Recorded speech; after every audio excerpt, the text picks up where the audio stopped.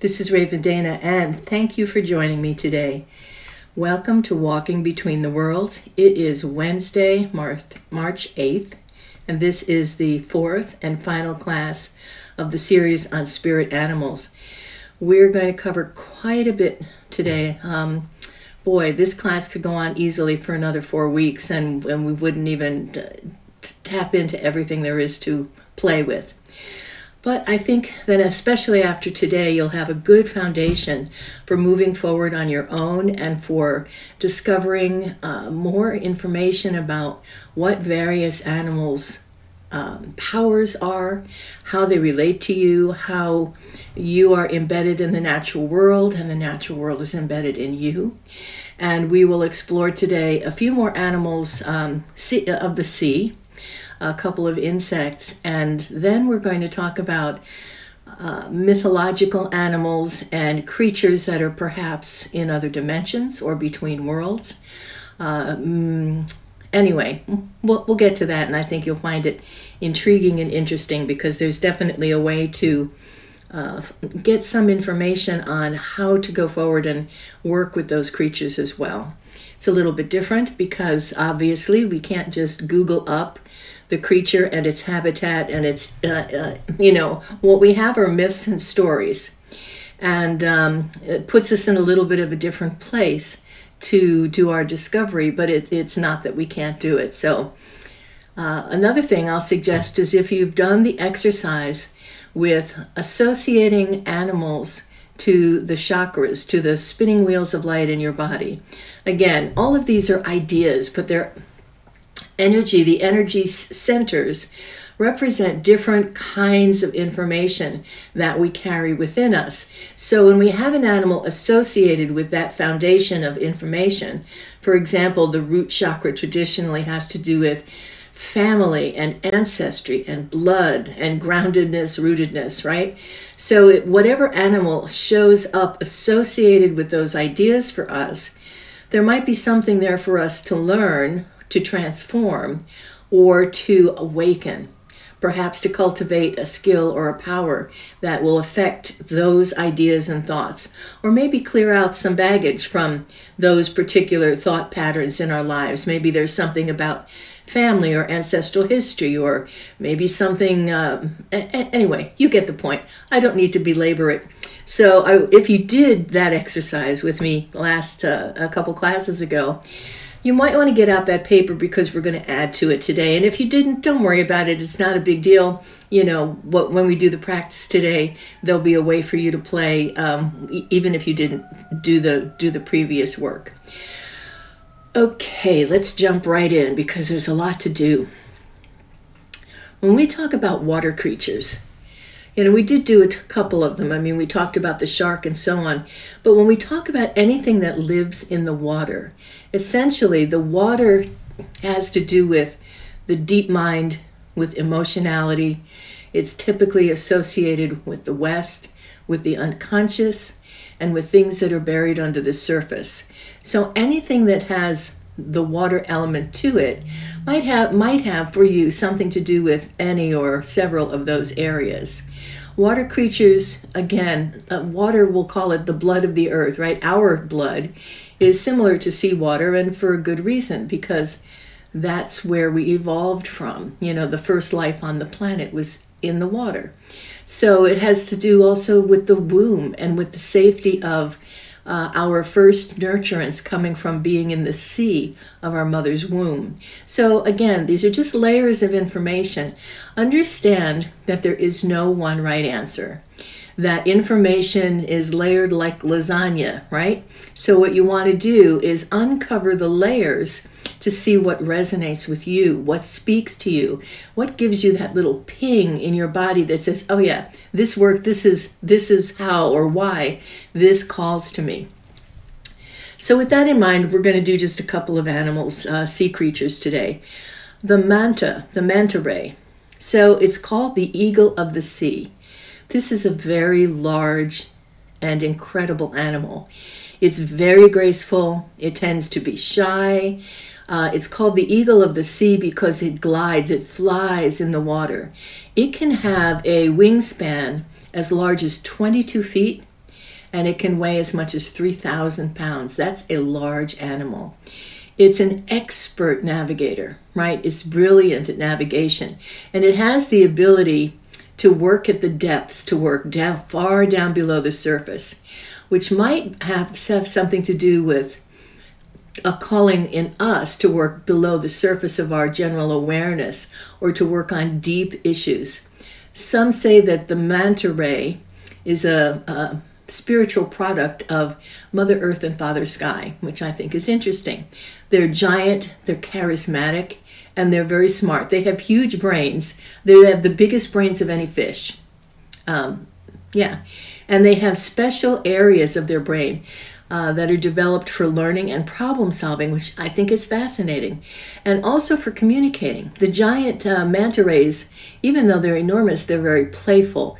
They're curious. They can even, they suspect, of course they don't know for sure because they're not in their minds, but they seem to recognize themselves in a mirror. You know, like sometimes a dog will see his reflection and bark at himself thinking it's another dog. Well, here's a fish that can look in the mirror and recognize itself. So I think that's also quite interesting. The manta rays first appeared, they believe, about 4.8 million years ago. And in some cultures, the manta tattoo is very important. They have they're associated with the protection of the sea, right? That with protection and wisdom, the ability to navigate. So it's not unreasonable that we see the Pacific Northwest and the Polynesians particularly aligned with the manta because of its navigational skills and its ability to get around the ocean. Okay, next one we're going to touch on a bit is a favorite of many people, which is whales. Now, according to Hawaiian tradition, whales are sacred because they are often believed to be the reincarnated ancestors of the area. So they're also seen as very, very powerful protectors, and whales are called upon in numerous cultures for their skill, their protection. Now, whales, of course, are not fish. They are mammals like we are. All right, they have distinct personalities. There are species of whales that actually name their young, name their calves, call their calves a particular thing, and when they make that sound, the calves will come. They show love, they show empathy, and they show grief. So it's quite an amazing thing because family is very important to them. And one of their skills or their superpowers is communication. Of course, whales sing, you know this, right? The tones they make. And they pass on their songs. And they sing not only to communicate, but also for pleasure, which again is something that we normally don't think about because we tend not to recognize them as mammals like ourselves, or like cats and dogs. They're mammals. They have hair, they give birth to live young, and they feed milk to their young, right? They also have the biggest, literally the biggest hearts on the planet.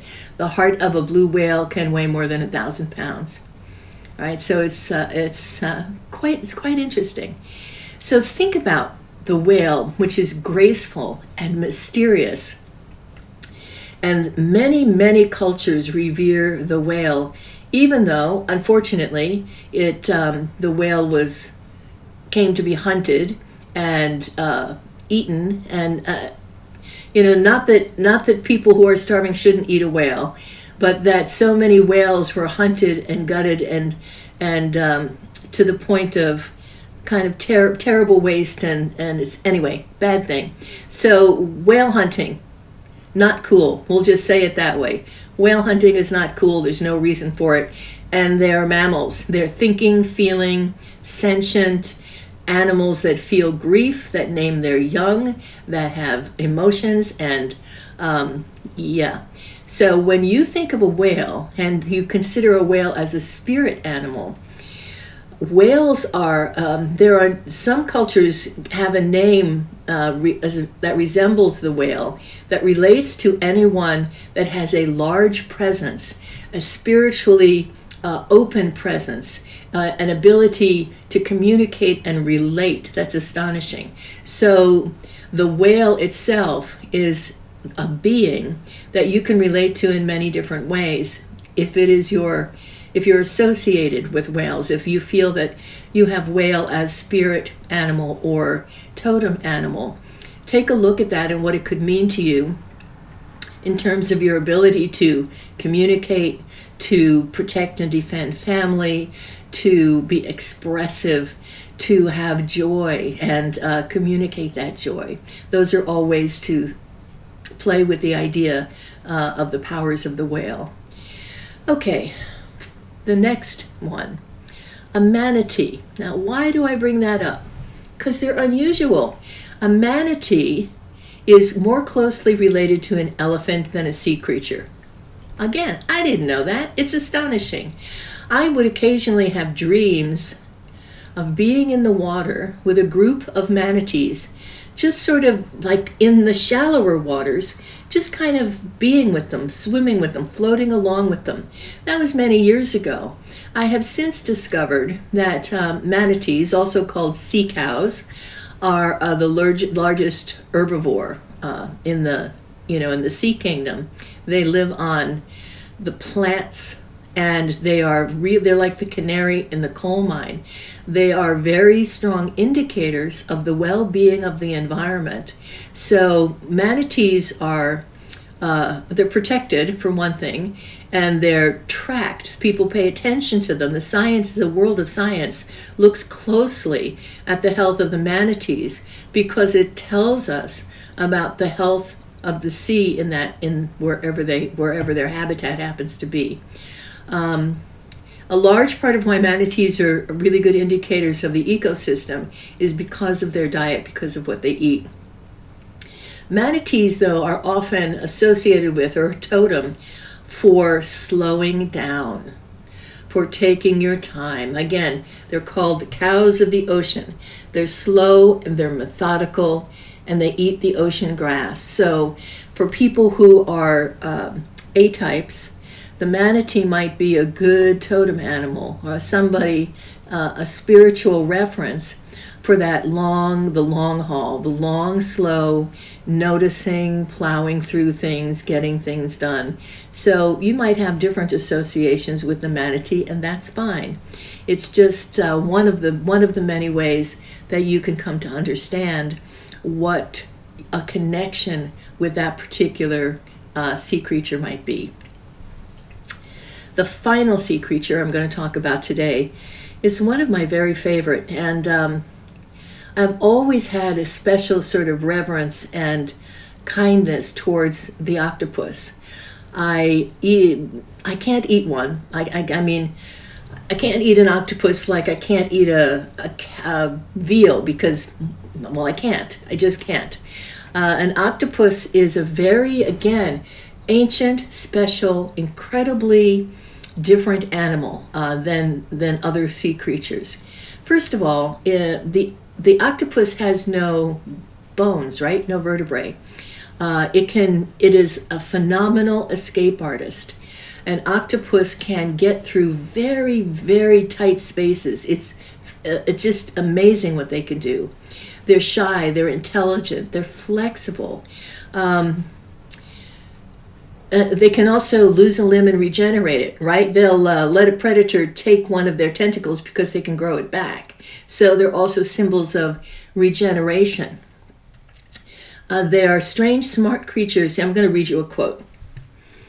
Octopuses are strange, smart creatures that certainly seem alien. What with tentacles, camouflage, and shape-shifting skills, what else could they be? But in these interesting times, real life reads like fiction. Recently, a group of 33 scientists worldwide, including molecular immunologist Edward Steele and astrobiologist Chandra Wickenwright, published a paper suggesting, in all seriousness, that octopuses may indeed be aliens. And what they mean by that is because they are so unique and so unusual, and they actually share some very interesting brain structure with humans. Their hippocampus is similar in many ways to humans. They're actually capable of high-order cognitive behaviors, including the use of tools, including figuring out how to unscrew jars and things like that. So the theory is not that they are, not that they came in a spaceship, but that their DNA, their life form, actually did come from space, that perhaps their life form was seeded, was left on the planet or sent out into space, and it made its way here. So I think it's fascinating and fun, and again, the more I know about the octopus, the more reverence and connection I feel for that creature, and the more I want to learn about it. There is a Netflix show called My Octopus Teacher. If you've never seen it, you might want to take a look at it. It's actually quite good. Now, Hawaiians have the healing god Kanaloa associated with the octopus, and the name translates to the great stillness. So the healing god of the Hawaiians, the word that's used for the octopus is the great stillness, which represents the type of stillness one feels when you are at peace with the universe. I think that's very cool. Back just for a moment to the brain issue. The neural structure of the octopus brain is that their seat of learning and cognitive abilities are remarkably similar to the hippocampus in the human brain. So I just want you to scratch your head and think about that for a minute. All right, just think about that for a minute. So in the realm of spirit animal or totem animal, an octopus will often relate to adaptability, flexibility, finding strategic ways through difficult issues, and how to adapt to strange and unusual circumstances. So it could be all of those things and more for you, if that's an animal that you are particularly in sync with. So let's do something. We're going to do a little practice here. We're going to do a practice to see what, if any, ocean animals or sea creatures, or they could be freshwater. It doesn't really matter to me what water animal might be attracted for you, but I want to do a little practice. So get comfortable, grab a piece of paper, and just follow along. It won't take long, and it'll be fun. So in the ocean of life, below the waters, imagine yourself jumping into the water, and that you settle down, down, down to the bottom. You can still breathe, just like when you were a kid and imagined you could breathe underwater. Well, right now you can. So sink yourself down to the bottom. Let yourself breathe under the water. See the plants swirl around you. See the fish going by. And just notice your environment. Look around and see what one life form is particularly catching your eye. And notice now that it's moving toward you. It's interested and curious. You extend your hand, and it touches you. And in that moment of contact, you experience your kinship with it. This is the communication. We are kin. Just let yourself experience that contact. You're not afraid. You're curious. You're amazed. And as that animal withdraws, you bring yourself slowly back up to the surface. And now that you've come back to the surface and to yourself, as an air-breathing mammal. Take a moment and write down the name of that being and whatever you saw or felt. Then after class, you can do your research. Look it up. See what that means to you. Okay. Moving on. I'll give you a moment to do that. We're going to talk a bit about a few things in the insect world. We're going to start with the bee, the humble bumble, the bumblebee. The bees are a big deal, right? Because they're pollinators, and we're having a hard time keeping our bees alive. And pesticides, fungicides, there's so many things that threaten the bees, particularly people with their, their scary need to have pristine lawns that, take out the bees' habitat and poison bees and poison birds. And anyway, right? So we want to give ourselves, even if a bee isn't typically something that we would connect with, just give the bee a moment of your respect. Give the bee a moment. Some people are afraid of bees. Fortunately, I've never been afraid of bees. I can pick them up with my hands and move them and take them out of houses, and I've never been stung. Wasps are a different story. Wasps are assholes. We're not talking about them. We're talking about the bee. They have their own thing, and they're fine, but I would not just pick up I have, but it's a little dicier to pick up a wasp with your hands. So let's talk for a bit about the bumblebee. So most of what you read about bumblebees are going to be junk, right? Go for the facts. I mean, what I mean by that is, as far as the totem or spiritual meaning tends to be worker bee, worker bee. There's far more to bees than that, so don't get stuck on that. Don't buy that story. The way that you relate to the world of bees can be a completely different experience than, that limited view that you might see on some website somewhere, okay? So it's not just all about the work and being a busy bee. That's not it. They're pollinators.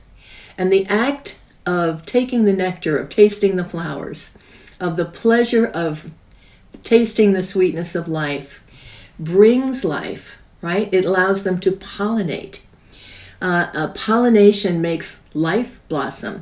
It gives us fruits. It gives us vegetables. The bee wisdom might be about bringing life into the world by taking the time to enjoy the sweetness of life. That's one potential interpretation of having bee as your totem or spirit animal. The ancient Druids saw the bee as the sun, as the goddess to be celebrated, and as a symbol of community. At festivals, mead was often drunk, which of course is fermented honey. It's honey wine. If you've never had mead, it's absolutely fabulous. The main ingredient, of course, is fermented honey. Now, in Christian times, the monks also lived in bee-shaped huts, which represented their drive or their aim to create and maintain harmonious community like a hive of bees, which I think that's interesting, right? So the bee totem is very, very important, especially in our culture with the threats to our environment. So if you would like to be a friend of the bees, I would actually highly recommend that you plant some flowers that will attract the bees, that you limit your use, or I would say please eliminate the use of lawn chemicals. Use something natural that's not going to harm bees and other pollinators. The bumblebees, usually have fewer individuals in their colonies than the honeybees. Bumblebees are one of the few insects that have the ability to control their body temperature, which basically means that they can, it allows them to fly and to work in lower temperatures than other bees.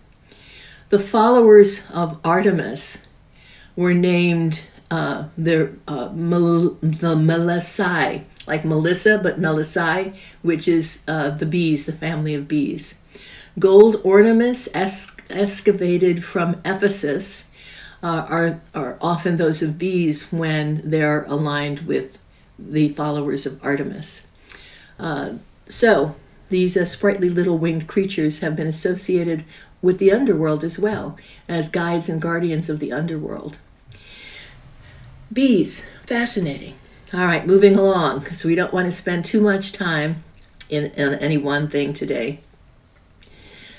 I've chosen the praying mantis because, well, they're so unusual, and they have such an odd reputation. Praying mantis, and again, you look them up and you get this story about stillness and the skill of waiting patiently. The whole conversation about the praying hands makes me laugh.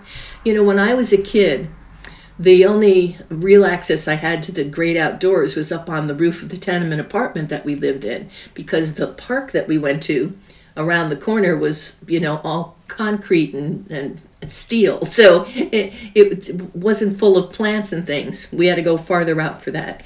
But I made friends with a lot of animals on that roof, a lot of critters, seagulls, pigeons, and a praying mantis. This praying mantis spent a whole summer on that roof, became a pal and a friend, and I fed it little pieces of meat and stuff, watched it catch insects. And so what I can tell you for sure from up close and personal encounters with that praying mantis is those little hands are not praying. They are waiting for the next meal to show up so they can grab it with their spiky little paws and shove it into their mouths and eat it live. All right, so it's not as creepy as it sounds, because the mantis speaks to our ability to wait for the proper moment and act quickly, right? To do what we need to do in the moment quickly. You might even relate it to if you were, for example, walking down the street and somebody walked up close to you and you had a creepy feeling. Not to think about it too hard, but to step aside, to get out of the street, to turn and let them pass, to act swiftly, to notice and to act swiftly is one of the gifts of the mantis. So if that particular creature speaks to you, if you enjoy that creature, then that might be one of the things to take a look at as an embodiment of its energy. All right. Now, they don't just eat, they do eat harmful insects. They're often imported into gardens to keep the plants clean. But when there's more of them than there are things to eat, they'll even try to eat a tiny bird or a small rodent. I mean, they've got to eat. They are definitely meat eaters. And stillness is their superpower. But it's not because they're praying, right? In fact, maybe it's their powers of perception that we may consider as an omen for us to take on. That one thing that they do is they clear out the pests, and they do it swiftly, and they do it irrevocably. They eat them.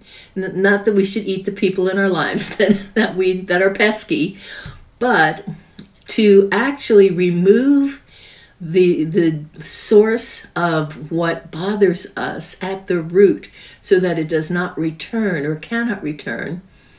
I think it's a wise memo that might come in the form of a praying mantis. They have tremendous powers of camouflage. They can sit camouflaged in plants and shrubs for hours waiting for that right moment. The word mantis in Greek means prophet or seer. And in southern parts of Africa, there's a mantis god by the name of Kagan, who shows up for the people and also teaches how to act at opportune moments. All right. Now, there's also a set of stories about beings, alien beings from some other world or some other dimension that look like big praying mantises. So that's something, if you have that on your radar, or if you've ever had a dream or an experience with a very large mantis-like looking creature, that's something else to just take note of. Well, what might that be telling me? What's going on there for me? I also think, in my personal experience with the praying mantis, which has showed up in my life in a number of ways over many years, I think that it also does have a connection with being a messenger from the land of the dead. And I'll tell you a story. So very quickly, my grandfather, whose death certificate crossed in the mail with my first daughter's birth certificate. And I had always felt that she would be close to him, that she would be very much like him, and she is.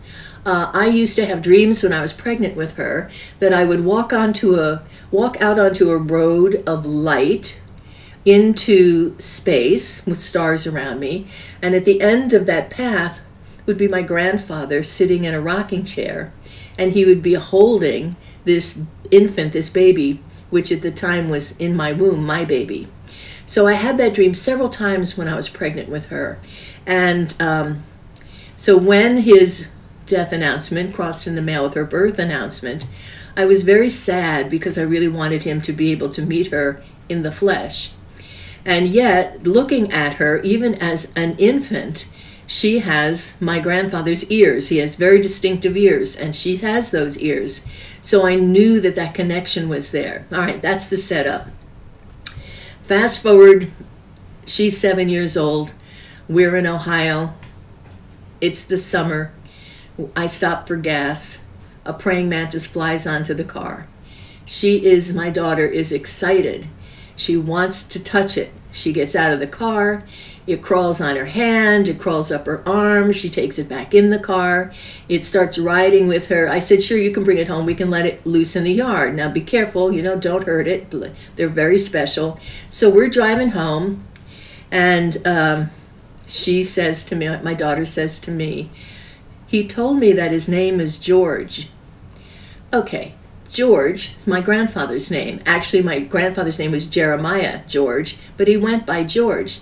Now, my daughter didn't know my grandfather's name, and she certainly didn't know of any, she's 7 at the time, she didn't know of any association between my grandfather, who hung out on the roof with me, and that praying mantis that he taught me about and helped me to take care of. But there it was, that message. He told me his name is George. So that's my short story about the memo from my grandfather through a praying mantis when my daughter was 7. Okay. I know, life is exciting, isn't it? You just never know what's going to happen next. Final insect, the spider. I know some people are scared of spiders. Some people are all icked out at spiders. So here's my little spider. All right. Weaver, grandmother spider. She's associated in so many cultures with good fortune, with creativity, with delicate, intricate work that's also very strong because her web is incredibly strong. Spiders are also associated with our unacceptable shadow side, the part of us that we tend to reject, which is never a good idea, and unfelt, discarded shadow within us can cause a lot of havoc in our lives. So to embrace the spider, to embrace that within us, which we find uncomfortable, is a good thing. So another question when spider shows up as your animal, as your totem or power animal, even if you're afraid of spiders, some of these things are going to show up anyway. So you might ask yourself the question, well, what do my thoughts and emotions weave? What fate am I weaving for myself? And is this spider showing up to reinforce what I'm weaving? Or is it showing up to tell me I need to make some changes here? It might be time to weave something new or different, to break the pattern of weaving that hasn't served me up till now. What am I creating energetically? In the southwestern cultures, Spider Woman taught the people to spin thread. Okay. In Egypt, there's a weaving goddess, Neith. In Babylonia, it was Ishtar, and in Greek, it's Arachne. So again, these are all goddess-oriented. The affinity for spiders is that they are all weavers of fate. So think about that, weavers of fate that the spider is associated with. There's a lot of stories about spiders that are good. In the Ukraine, there's a story of the spider decorating a tree, and the tale is that that's where the more modern tradition of putting tinsel on a Christmas tree comes from. That in a poor woman's home, on her dirt floor, a tree took root and grew. And it grew and it grew, and eventually they wanted to decorate the tree for Christmas, but they had nothing to decorate it with. And they woke up to find that the tree was decorated with cobwebs. And in the first early morning light, those cobwebs glittered silver and gold.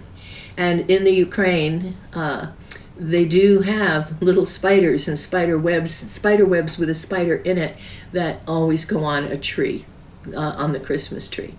There's another little story about the spider and the Celts. So Scots people, the Scottish people, revere spiders because there's a story about Robert the Bruce, who is responsible for Scotland's independence from the English, that he, in one of his darkest times, was holed up in a cave contemplating his future and watched a spider weave and reweave this web every time it got knocked down, every time the wind blew, every time something happened. And this, as the story goes, that it's from watching the spider that he determined that even though it was against all odds, he was going to fight and win, and of course he did. So I've had people say to me, if you're a Scot, you don't kill a spider, because he gave the idea to Robert the Bruce that actually gained independence. So, okay. Now we're in the conversation about mythological and otherworldly creatures. So if what shows up for you, if you dream about, think about, fantasize about, have a feeling about anything that you think may not be real, all right? First of all, let's take those words "not be real" off the table. Because if something is around long enough in the culture and in the mythology, then it either was real and something has shifted, or some version of it was real and it's morphed into this form, or enough people have talked about it and put energy and time and stories into it for so long that in the imaginal worlds a thought form has been created that perhaps has even become sentient.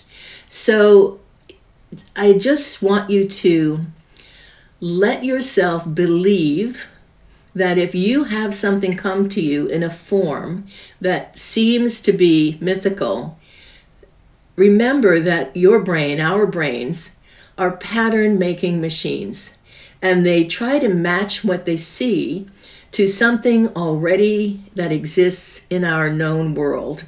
So you might see something and have an experience of something that's dragon-like, centaur-like, alien-like, mantis-like, and because your mind has this pattern, which is the closest it can come to whatever that is, it's going to layer that on top of your experience. And that doesn't mean that whatever you're experiencing isn't real. It means that your brain, your mind, is the bridge between that reality and what you know about experience, what's the closest thing you can come to matching that. So I don't want you to question the reality of something that shows up for you. So don't worry about that. And that's also true of, nature spirits. When we talk about many, many traditions, we have people who have close encounters with, and sometimes scary close encounters with the fae, with fairies, with between world spirits, with elementals, with, again, things that we might consider to be not real, dragons, right? Gargoyles, Bigfoot, or maybe even things that we know used to be on the planet but are now extinct. Doesn't mean that the spirit of their being doesn't still exist, right? Doesn't mean that the elemental spirit of the species doesn't still exist. All it means is they're not in physical form on the planet any longer. Or maybe some of these things were never in physical form on the planet, but they were just that one step over where some people could actually see and experience them, just like we have that happen today, right? There are people who are absolutely certain that Bigfoot is real, even though, you know, when anybody photographs it, it's blurry and far in the distance, right? So again, there has been a theory that perhaps what we've called Bigfoot or Sasquatch is a between world being. If you've looked at any of the information on, there's a show called the Skinwalker Ranch, and there's all kinds of beings that have been known to show up on that in that place. And again, they don't doubt whether or not those things are real. They just doubt what they're seeing because they don't know what they're really seeing or experiencing, right? There's, again, that brain reality bridge. So anyway, let's talk a little bit about that, about mythological creatures, mermaids, unicorns, centaurs, dragons, elementals. I'm going to give you a process for working with and uncovering that kind of thing. Okay, so again, here's how to work with anything like that you feel is associated with you. First of all, how to discover or uncover the communication or what these other worldly creatures might signify.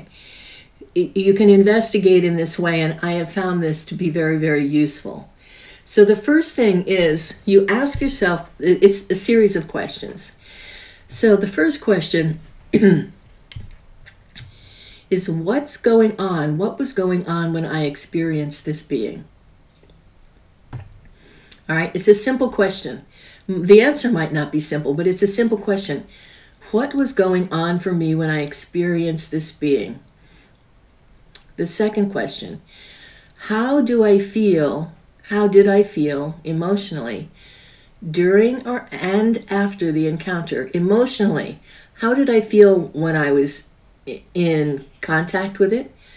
How did I feel after? The third question is, what is the suggestion or the gift or the challenge that came with contact with this being? Right? You might be afraid of it. You might get information from it. You might feel a certain way in its presence, or it might confuse the crap out of you. And if that's what it is, write that down, right? There's no right or wrong answers here. This is an exploration of contact. All right. So again, that one is, what suggestion, gift, or challenge does contact with this being trigger? And it might be more than one of those things.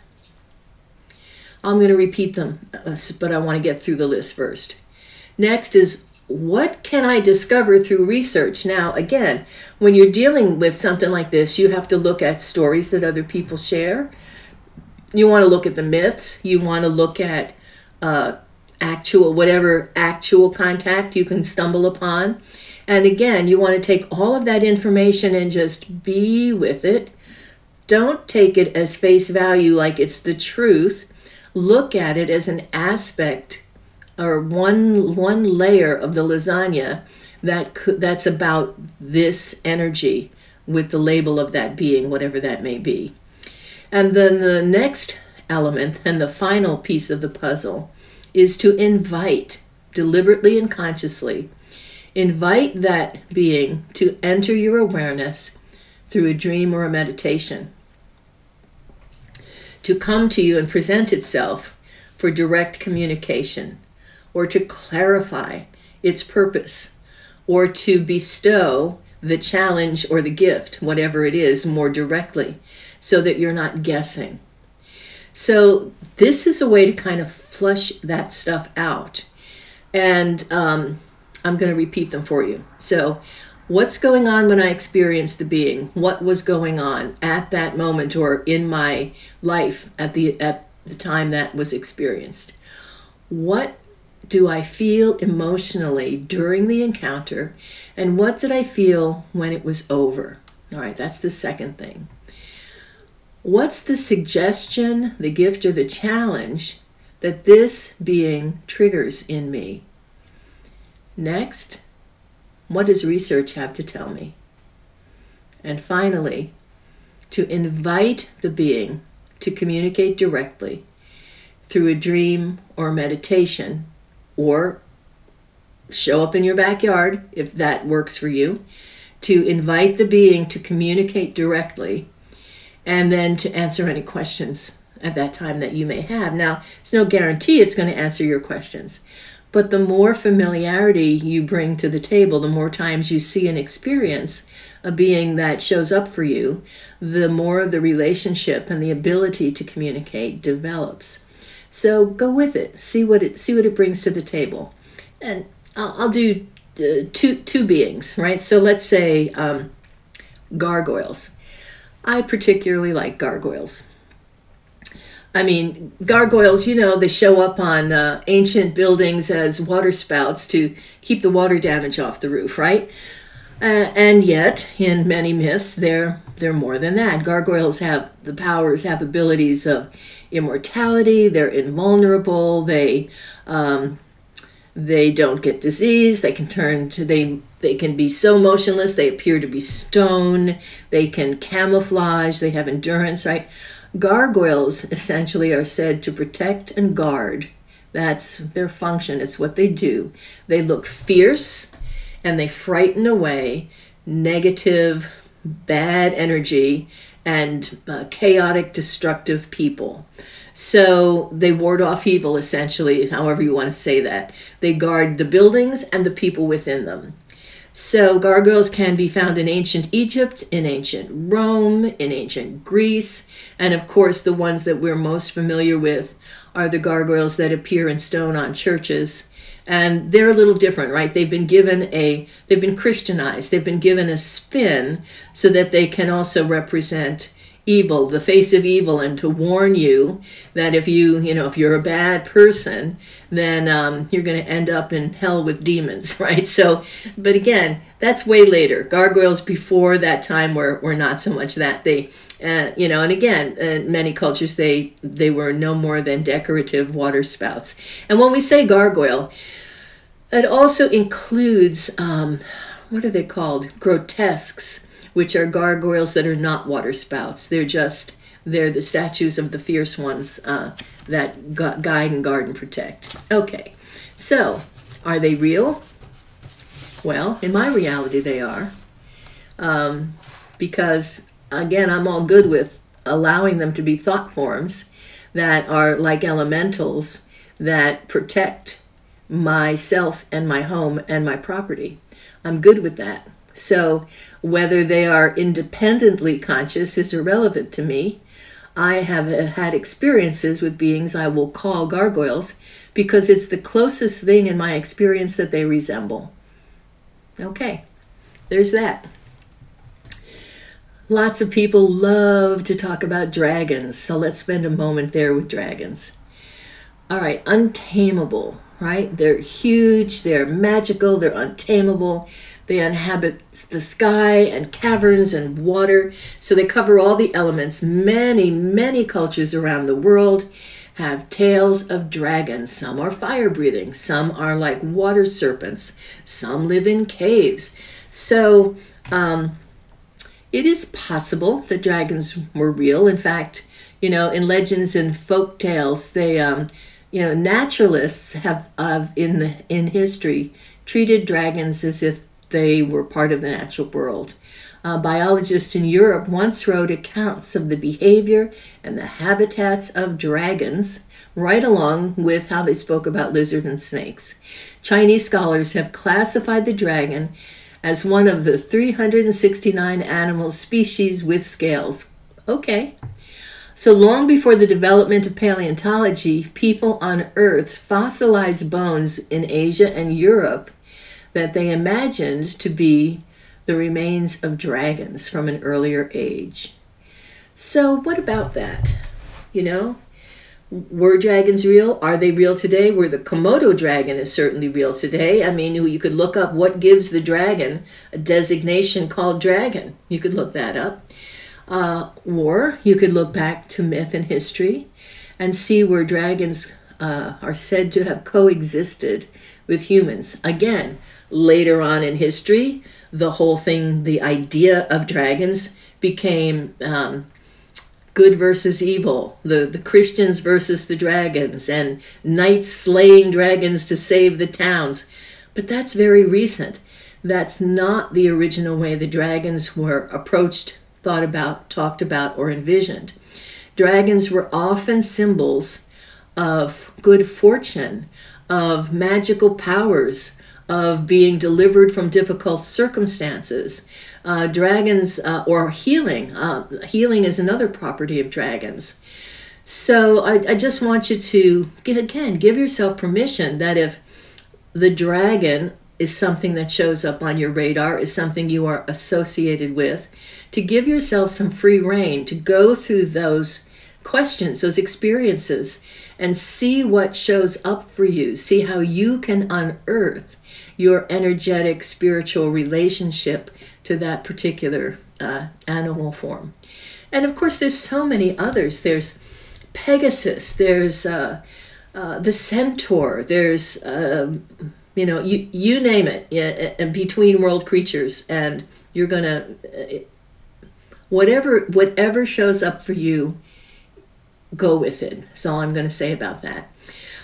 My grandfather, I have another story. This is a winged horse story. So when my grandfather was, he was diagnosed with cancer. He was given 6 months to live. He said, yeah, that's not going to happen. Nobody gets to tell me when to die. I've survived all these wars and so forth. Well, there was a point where it was after my mother died, and my grandfather was sick with his cancer. He was in surgery, and he died technically for 23 minutes. All right. He talked about this as his, he talked about the near-death experience decades before anybody used the phrase near-death experience. And this is what he said, that he rose from his body. He turned and saw people working on him. He shot through the roof of the hospital. He continued up into the sky until he found himself clutching at something which seemed to be a winged horse, that he found himself on the back of the winged horse, and it was sailing through the sky. It was going to this spot that at first looked like a cloud, but then he saw it was more like an island. And as they descended, as they approached the island, he saw somebody standing on the shore, and it was my mother. And she was waving her arms back and forth, saying, "It's not your time, George, go back."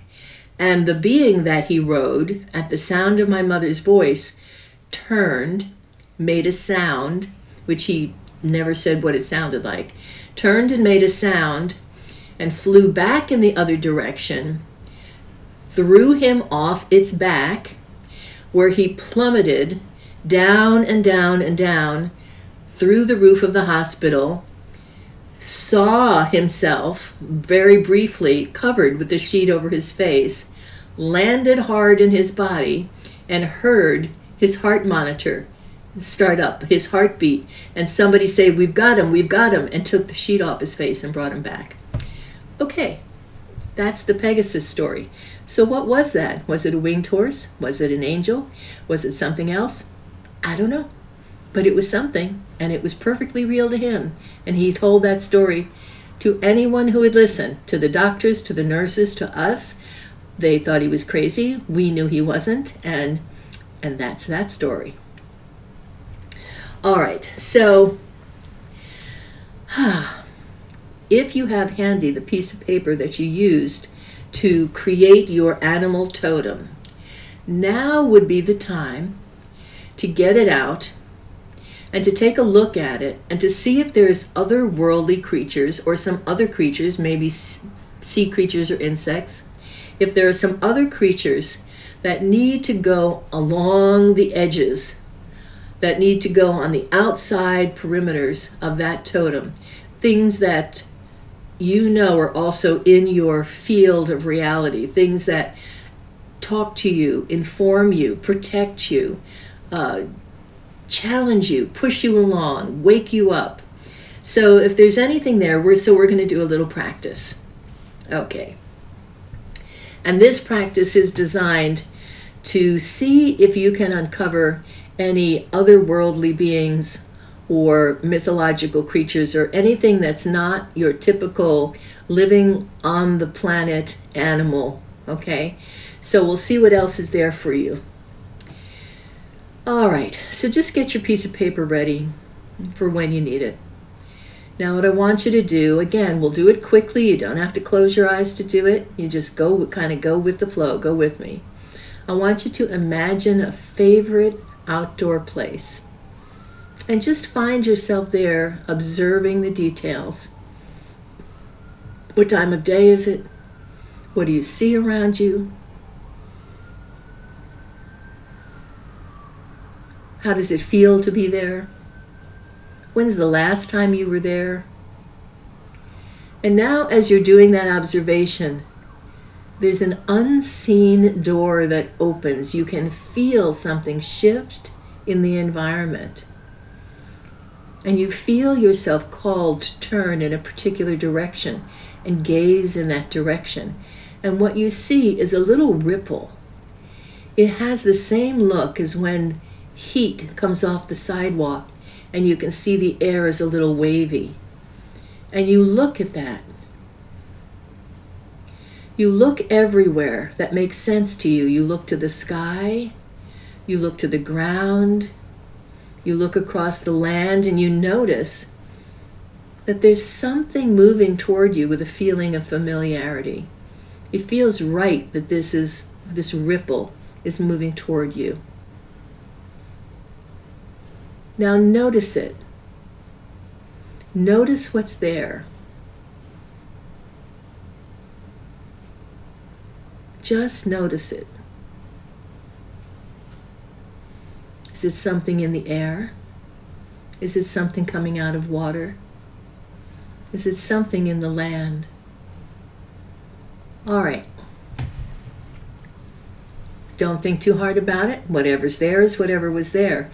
Take out your page with your totem animals, or if you don't have it, take out a blank page and add whatever other creatures in this moment, regular creatures or outer world, otherworldly creatures, show up for you. What's new in this moment that comes and presents itself as part of your kinship with the world between the worlds and the natural world? What presents itself? All right, there you go. Now you can look it up, play with it, work on it on your own time. So it's a big, vast universe out there, guys, and all of the birds and insects and animals and otherworldly beings and between world beings, they're all kin. They're all part of the life force, and they're all relatable because they're operating in a frequency that gives us some access to them, right?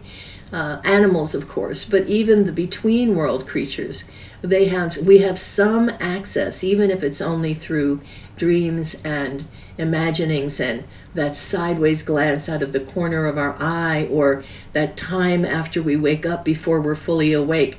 We still have some access. So that kinship is very real and present. And to allow yourself to relate more powerfully to all the different kinds of animals and your kin, right? All my relations, there's a phrase that Native Americans say to include all of it, the between world creatures and the on earth creatures. And the phrase is all my relations. So if you're coming into a space and or leaving a space, you honor them. You honor all your relations, not just your two-legged, not just your human relations, but all your relations. And that's really the thought that I'd like to leave you with. That you've, through our class in Spirit Animals, that we're opening up a doorway to a deeper appreciation for your own instinct and intuition, and for your ability to relate more powerfully and more realistically to of the larger body of beings that we coexist with, all our relations, and that to be respectful and to honor all our relations also means to listen to them when they present to us, when they come to us, to be aware of when they do come to us, that there's probably a communication there that we could allow ourselves to be enriched by. Okay, it's really been fun. I've had like I said, I had a hard time ending the research for this particular class because it could have gone on and on. I hope you enjoyed it. If you have questions, you know where to find me. You can email me, ravendana55@gmail.com. You can go on this YouTube site and leave me a note. You can email me with a dream if you've had one. Somebody did email me 2 dreams and I didn't get back to you. I'm sorry. I promise I will do that tomorrow before I post the meditation. So in any case, I hope you've had a good time. I've enjoyed this class with you. And please, please feel free to reach out and let me know how you're doing with the information. I hope you have a wonderful evening. Thank you for coming to this class. Next week, I'm going to be doing just sort of a one-day chat on the magic of the mind, practical magic, and how energy interfaces with reality. And then the following week after that, we're going to start the class on dreams, on the dreaming circle. So thank you again for being with me. This is Raven Dana, walking between the worlds, and may you have plenty of joy and love in your life. Good night now.